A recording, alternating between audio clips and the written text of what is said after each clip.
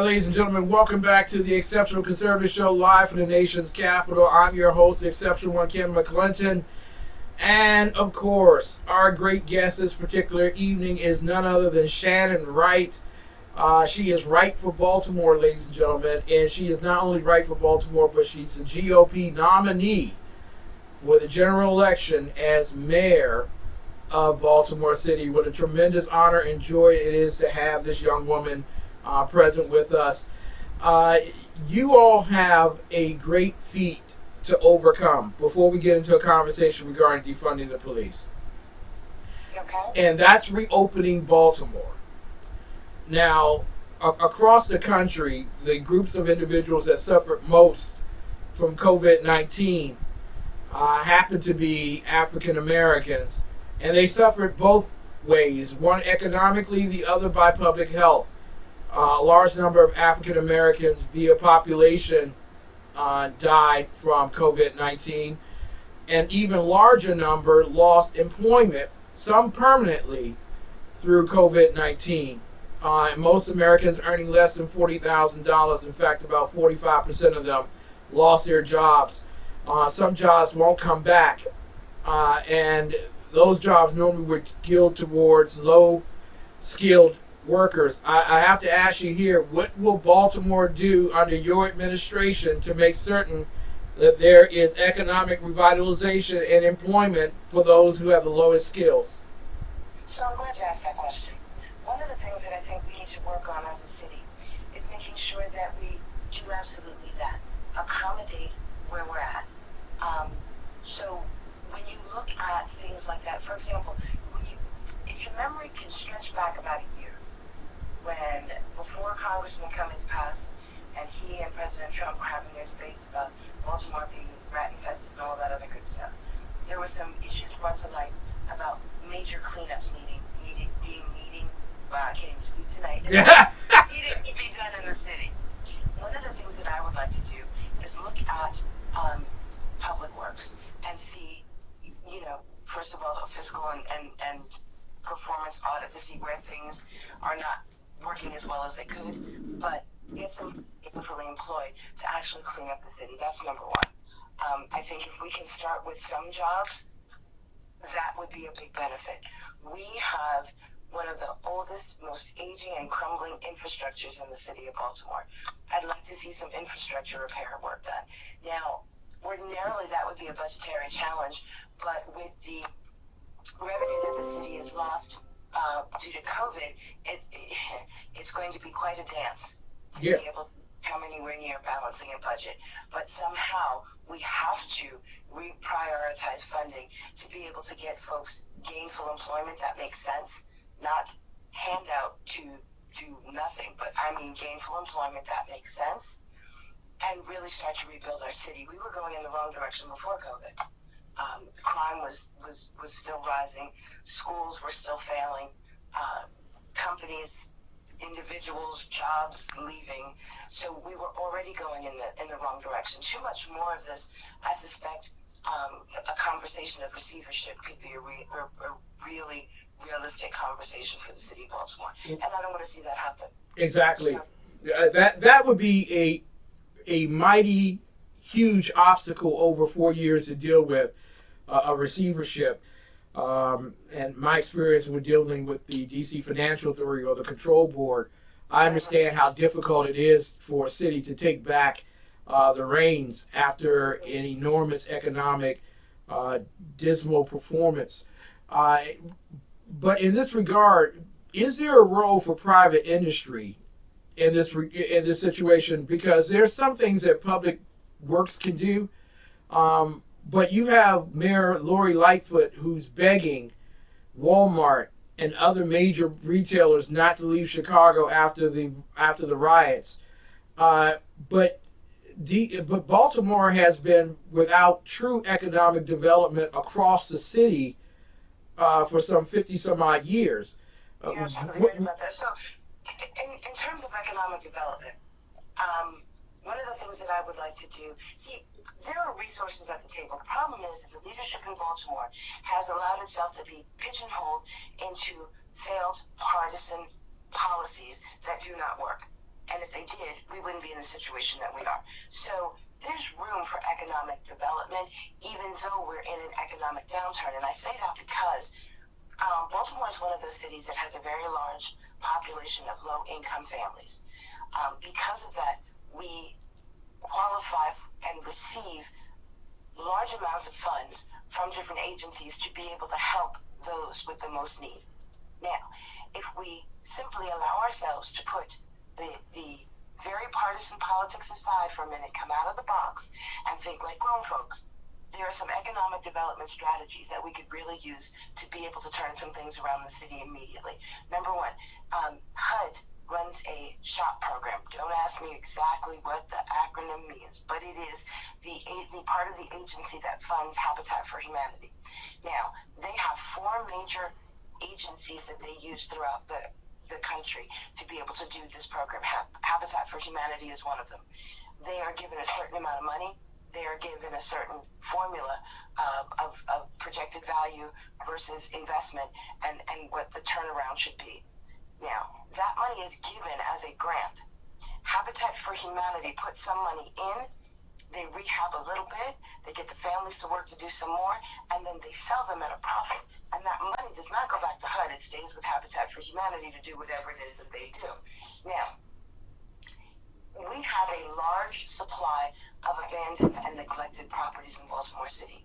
So one of the things that I'd like to do as the first part of a development plan that makes sense is to be able to take a HUD SHOP program format and be able to rehab some of the housing units that we have available in the city and be able to take some of our more challenged folks from a temporary apartment to a co-op or condo to an individual family home ownership situation using the low income home ownership formula that's already tried and true, and Dr. Carson has made a wonderful success with. So that's one of the first things that we want to do. So we want to encourage economic development, but not for the residents we hope to move everybody that's here out for and recruit in, but economic development that actually makes sense for the people that live here in the city now. Doing that, you create jobs. Doing that, you remove some of the blight. Doing that, you create a new class of home owners. You help bring that hope and that faith and that a little bit of lightness back into the city without having to take a financial hit to do it. So that's one of the first things that we would do. I would also put a moratorium on all pilots and TIFs that are anywhere where the people that need the economic development are not. Okay. Wait a minute. Okay, because you're talking about interfering with the old heads. You're talking about messing up the status quo here. You understand what you're talking about? The developers who have entrenched themselves in that formula for economic development. And they can still be in that formula. Mm-hmm. But they will have to, I like to live by quality over quantity. They're going to have to flip the script on that and get quantity to get the quality of income that they're looking for. Because they're going to have to develop in the areas where real folks need real housing opportunities. Are you willing to give tax credits and other subsidies to these developers, since they would say that developing in these individual communities and neighborhoods, first and foremost, requires a greater expense of labor and resource to prepare individuals for that workforce development? Yeah, I hear you. No. Whoa! This country went through a great battle the last couple of years to be able to bring something to light called opportunity zones. Yes. So there are already tax benefits and rewards for investing in the most needy inner city and rural communities. I'm speaking specifically to inner city because that's what Baltimore is. But the opportunity zone was created to do just that.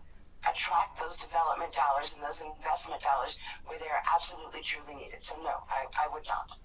Would you feel wrong to be criticized for being a Wall Street lady or Wall Street mayor in terms of these developments, because you know that's what the left is going to criticize you on, that you're spending so much time talking to the bankers and the economic gurus to do this. Oh, but see, wait, no, see, I don't have to. Mm-hmm. You have to.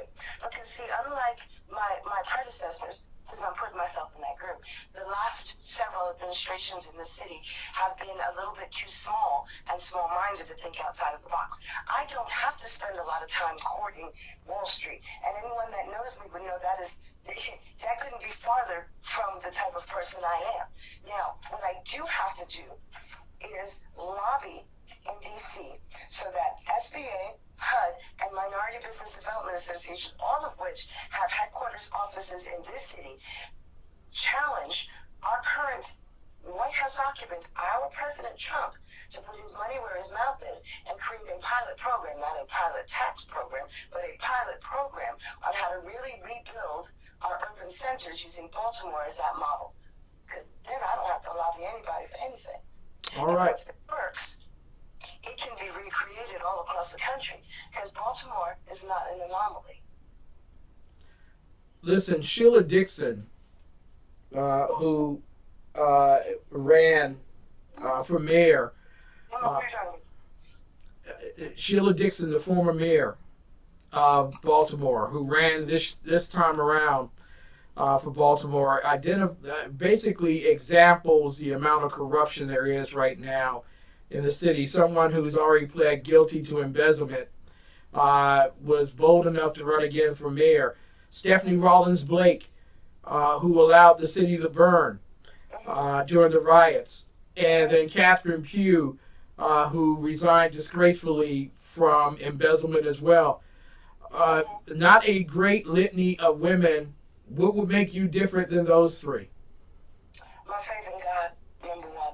When you said the name Sheila Dixon, I heard you the first time. We can no longer continue to acknowledge and reward and speak of any sort of positivity, as folks in the city do, as she just narrowly lost winning the primary again. But we cannot paint folks in a bright, pretty light that mean us no good and no, that it just mean us no good. So we can't do that. So when you said Sheila Dixon, I heard you the first time. That was one of those selective moments. Okay, terrific. She is absolutely in that group of folks. But I gotta say, when folks look at Baltimore, they talk about corruption, they look at the mayors. But I will tell you this.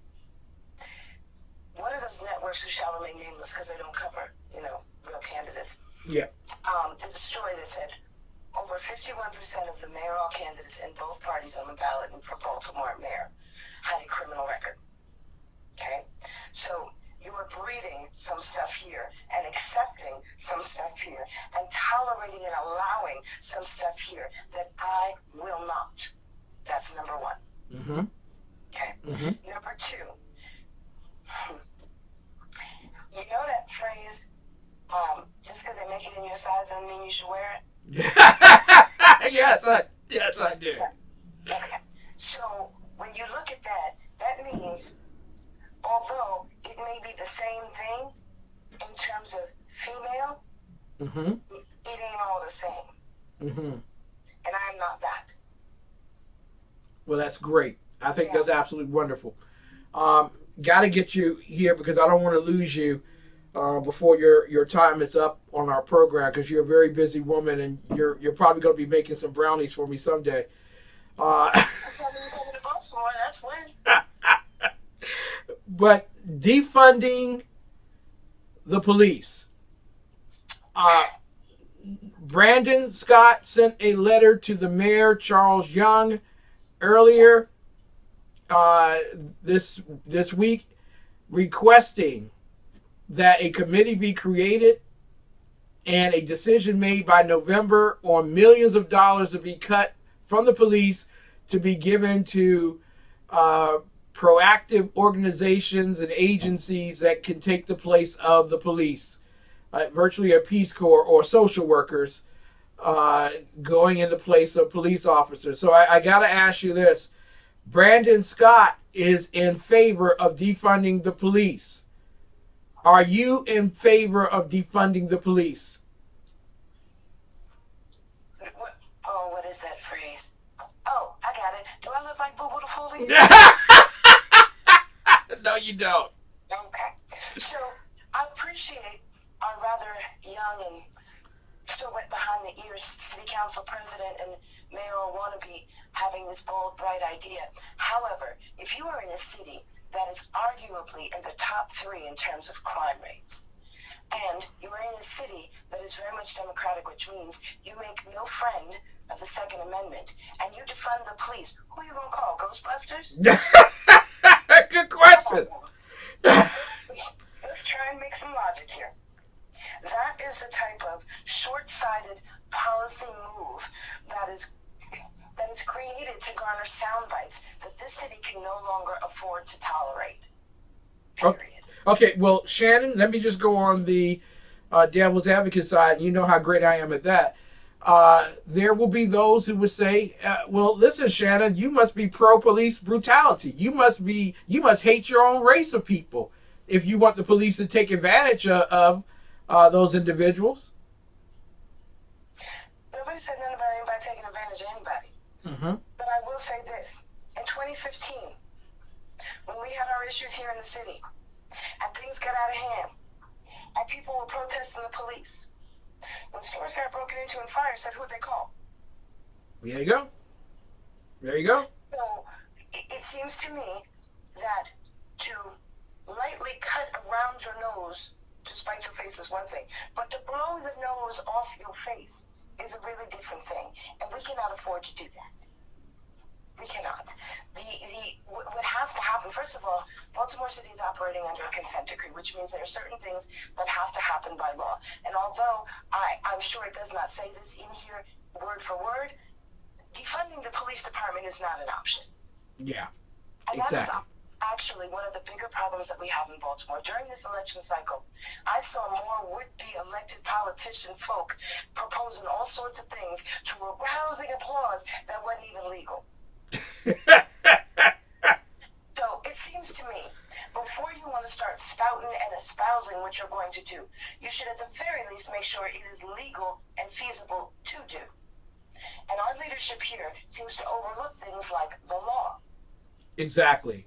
You know, I'm going to have you come back, and I wanted to talk with you about the audit process that hasn't taken place in Baltimore that needs to. But here's something that I am quite spent on. And I believe that if any agency needs to be defunded, it is the public schools and not the police. And the reason why I say that is that we are asking individuals who have lost their jobs due to COVID-19, to act as teachers in their home.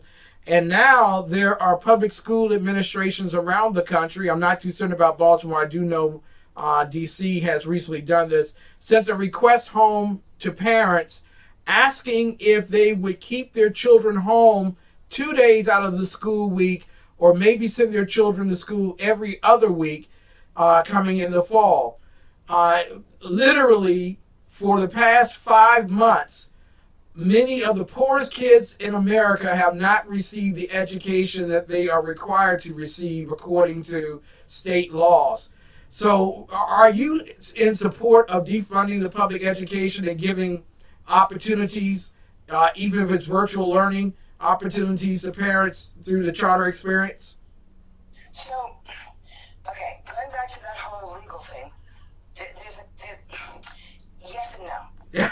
Because charter schools are still public schools and are funded through public school funding. So I would not defund, but I would push towards charter schools. So that's why I answered it that way. Yeah. I absolutely believe in charter schools, and I believe that they are a viable option in a lot of places, and we need to really use them here in Baltimore City. Now, there's some folks that say, well, that's going to, destroy public education and all that, and I beg to differ.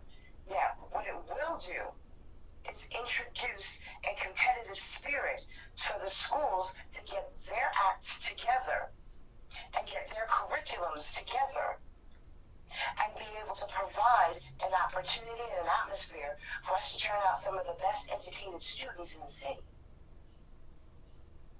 Now, a lot of folks don't like that idea, but that's something that I'm in favor of. So no, I would not defund public education simply because that public education funding is where charter schools get their money. But I would say that now, especially if we're going to keep buildings closed, would be an ideal time to be able to come back 100% charter and voucher. Thank you. Thank you. One final follow-up question to that. Why are public school teachers still going to get paid if they can't guarantee attendance and most of the children are not guaranteed to get the technology they need to actually do the virtual learning process? Why are we still investing in public schools to begin with? I'm quite certain there's a great explanation for it. Well, as I said, I would still keep funding in public schools, but it would have to be used in a very, very, very different manner. I mean, if you remember last winter, Baltimore City had this big uproar because kids came back from the holiday recess. It was very cold. There was no heat in the buildings. Yeah. So clearly, we were already suffering through some mismanagement issue. So it seems to me this would be the ideal time to use some of the funding that the governor has authorized for building new schools to do that. And that we do an individual assessment and audit building by building.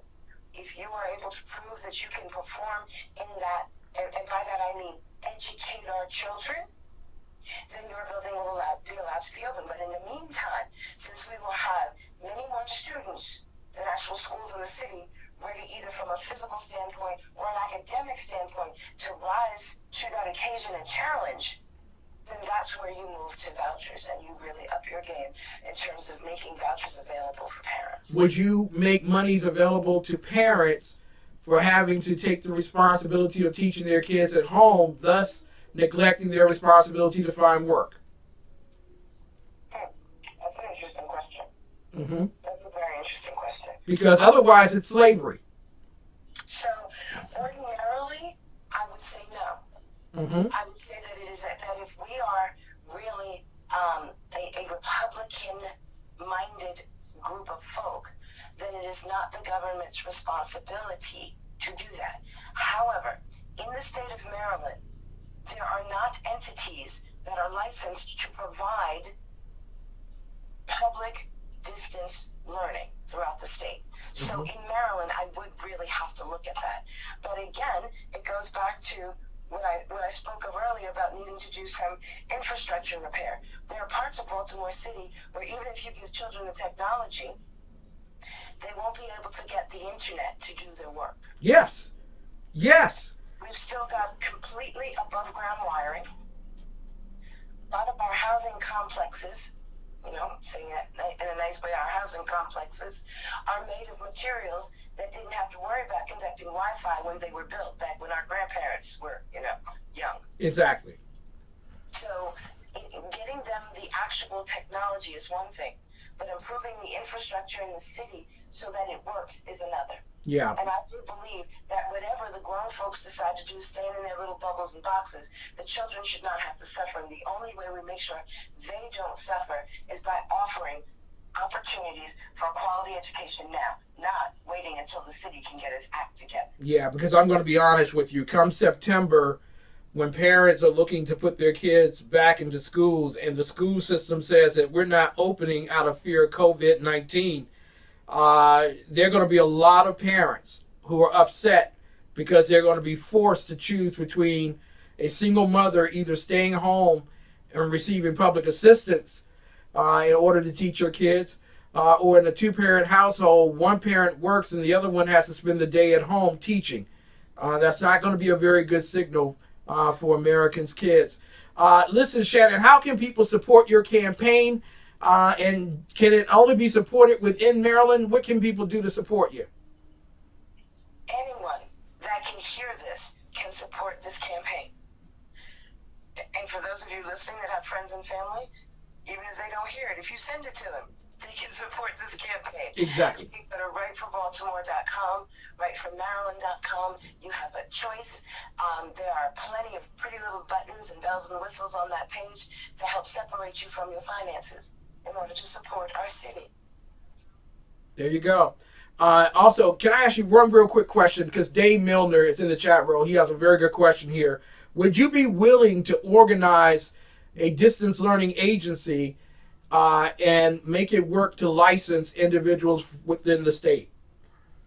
I would love to see that. I've actually started on that. I reached out to K-12, which is one of the distance learning organizations that is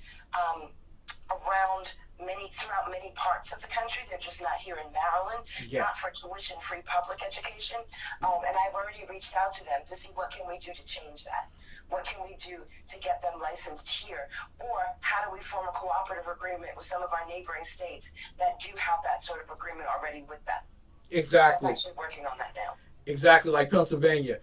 Excellent work, Shannon Wright. This is the difference between having little Joe wanting to run the city, who can't figure out why defunding the police won't work. Won't work.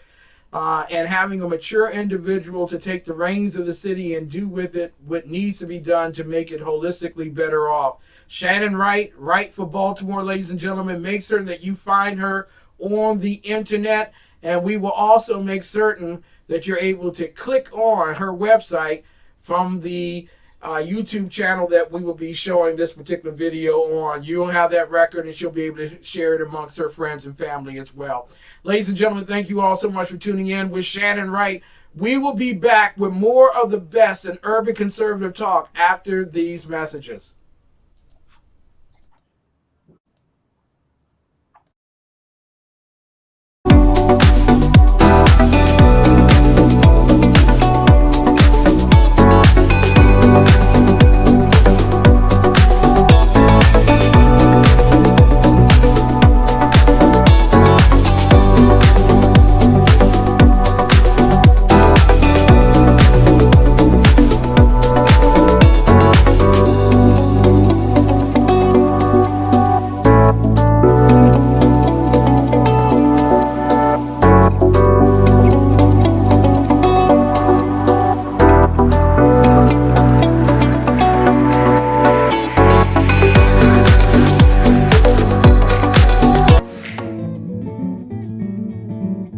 Kona coffee is like a fine wine, and today we're headed to the Royal Kona Coffee Center to see how it goes from the volcanic slopes to one of the top-ranked coffees in